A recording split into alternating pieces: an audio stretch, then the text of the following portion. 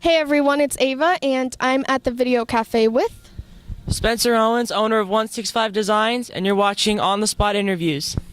Well, it's great to see you again. Thank you so much for having me. It's great to be here. And thank you for these bracelets. Hey, it's no problem. You gotta represent, right? Yes, I love 165 Designs, I have to say. Thank you so much. It really means a lot. Yeah, it's really cool how a lot of people have been like wearing them, the hats and stuff. Yeah, it's really satisfying for sure to actually see people wearing my stuff, because when I design, I really make sure that a part of me is showing. Mm-hmm.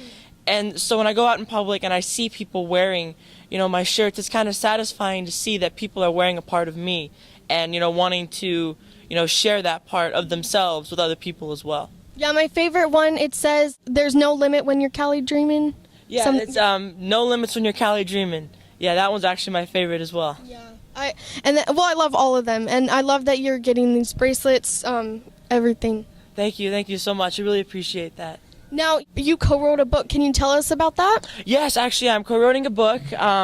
It's basically about my 2011 life-changing event, basically from the start to the beginning and where I'm at now. Because it was a big event, and it had a big impact on a lot of people. And when I wrote this book, I really wanted people to see how much of an impact it was. And it's basically about what happened, what I learned from it, and how I'm dealing with things like that now. Mm-hmm. So it was an injury, correct? Yes, it was a dirt bike injury, motocross injury. I dislocated my knee, smashed my whole leg down here, ankle was smashed, and then my toes, my 4 toes, besides my big toe, were all just done, just gone. And I had nerve damage from here down as well. So as you can imagine, it was a pretty long year for me, but we all got through it, and I really want to take people on that journey. Yeah, and I think that gives your clothing company double the meaning, because it's also, it started as a charity to raise money for other people. Exactly. When I started it, I wasn't coming into it to make a clothing company. I started it to help other riders and other people, in need of help. Other riders that had, broken backs, were paralyzed, or even killed. There's so many riders every single day that get hurt that nobody even knows about. And I really think that someone had to step up and be the one to help out those guys. And, I did, and I really loved it, and I was satisfied with the results, and I made a clothing company out of it, and I've been doing it ever since. It's really cool. Thank you. I told my mom, I was like, "Mom, I'm going to interview the owner of a clothing company," and she's like, "How old is he?" And I'm like, 15, and she's like, "Wow, that's impressive." See, people have a hard time really grasping my age, because for one, I look a little older, and people just don't see that. It doesn't matter the age, or it doesn't matter how old you are. You can make a difference in any way. Yes, for sure. And I also wanted to talk about, you're actually interviewing now, right? Yes, actually, I'm reporting for a new children's channel called CEN, which is the Children's Entertainment Network. I'm going to be interviewing, athletes at sporting events. So that's, Supercross, X Games, concerts, just, everything. And it's going to be great to be there. And I started yesterday, and it's great. I love it. It's awesome. Who did you get to interview yesterday? Yesterday, I got to interview some UFC champions. UFC, I can't remember their names right now, but, I interviewed a lot of big people at the LA Fitness Expo. So that was really fun. I got to do some exercises with some champions, and that was a workout for sure. They made me do this one exercise where it was like this little thing. I can't really describe it, but it had 2 handles, and they gyroed like this. And it probably weighed like 50 pounds. And this guy's making me go up here, down here, and holding it here, but I have to keep my arm straight, and he's boxing me in the stomach as he's doing it. So that was really hard. And I also got to try a new equipment called the Bass Fitness Tron or something like that. And it's basically like this boxing thing where you practice to punch here, you can punch here, you can knee. It was pretty cool. It's basically to help people self-defense, in self-defense situations, or to help boxers train, or wrestlers, so that was kind of interesting.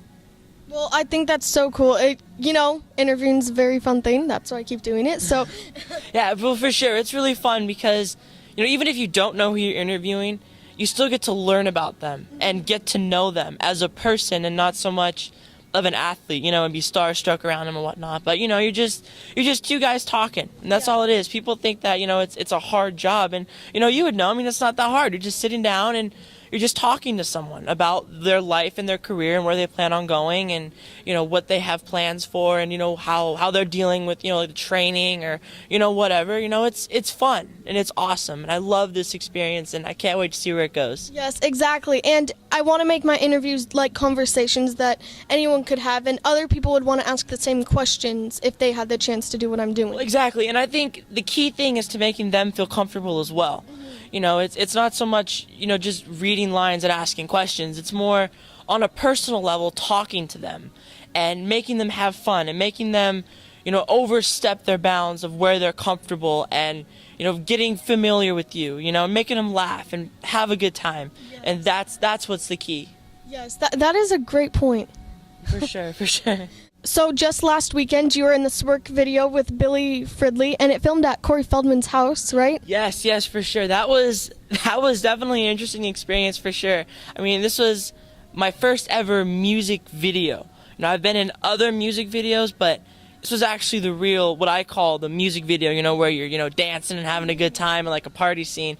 The other ones were just kind of more just in the video while other stuff is going on outside of it, you know. And this one, it was really memorable for me because I really got to let loose and be myself. You know, that was the thing. You know, I got to dance, and no, I couldn't dance, but for what I did do, you know, I was, you know, doing the, you know, whatever I could do, you know, because it was just so much fun, and honestly, we just didn't care, you know. And at his house was big.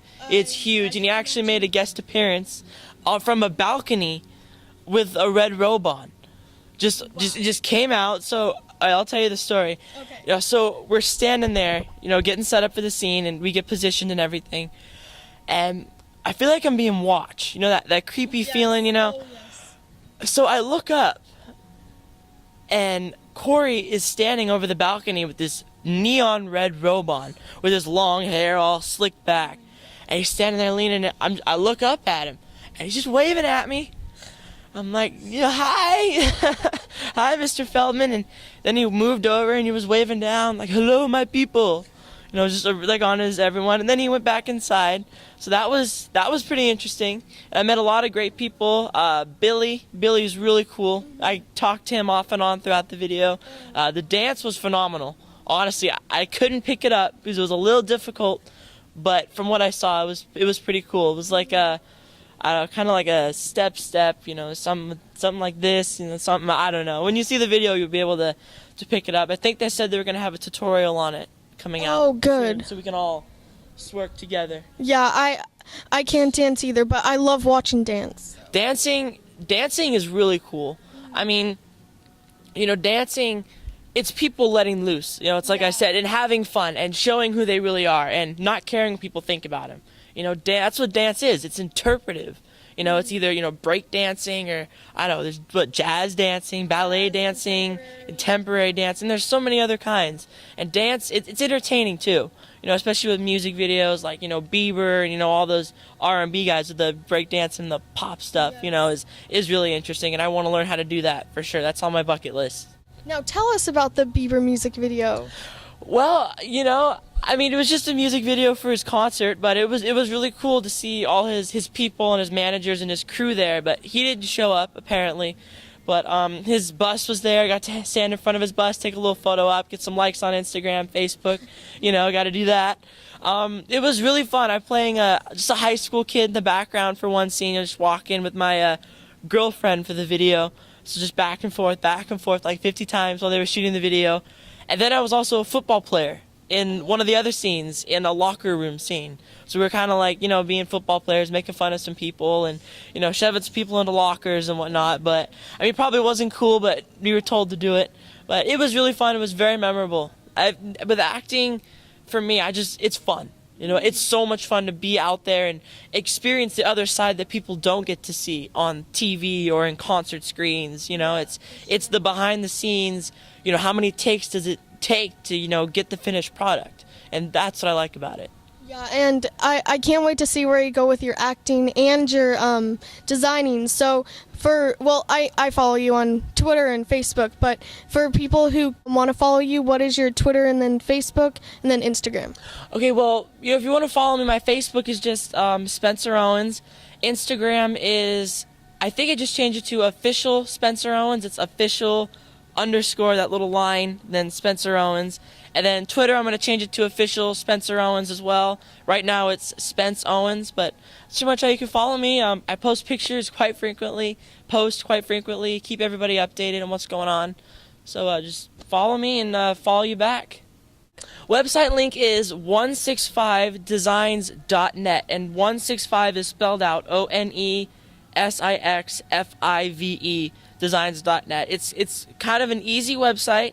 I've got, all my different lifestyles. Just click on those, see different stuff, updates, the about, what's going on, some events we've been to, some cool programs we got going on. So I post on there quite frequently new stuff. So, check it out as much as you can and see what's new. Awesome. Well, thank you so much for the interview. Thank you And so is there much. anything else you'd like to say? I'd love to say thank you so much to everyone out there who is, supporting me and, helping me get to where I am today, making all my dreams come true.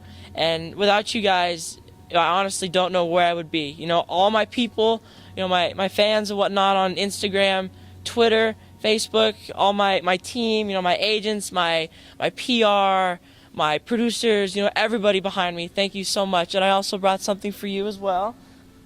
Gotta represent 165. Thank you. You gotta Thank do you a little so much. something. Am I swag now? Oh yeah, for sure. You're a little fresh kid. All right. Thank you so much. Thank you so much for having me.